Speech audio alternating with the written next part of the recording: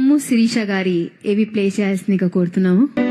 చదువుకునేటప్పుడు ఆర్థికంగా చాలా ఇబ్బందిగా ఉండేది. ఒకనొక టైంలో మా అమ్మ వాళ్ళకు కూడా చెప్పలేను. నా పేరు కొమ్ము శిరీష, మాది పెద్దమాదిగిపల్లి, నిమ్మనపల్లి మండలం, అన్నమయ్య జిల్లా. మా నాన్నగారి పేరు కొమ్ము శ్రీనివాసులు, మా అమ్మగారి పేరు కొమ్ము సుజాత. నాకు ఒకే ఒక్క చెల్లెలు.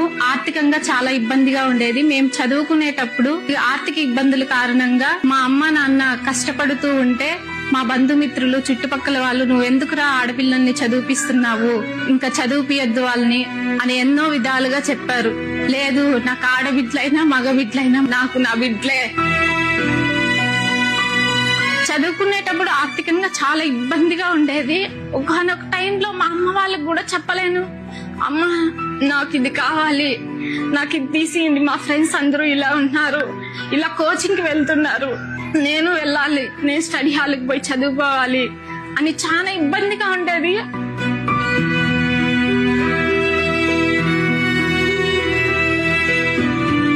మా నాన్న చదువు మానేసి కూలి పనులకు వెళ్లారు. నేను ఎట్లా చదువుకోలేకపోయాను.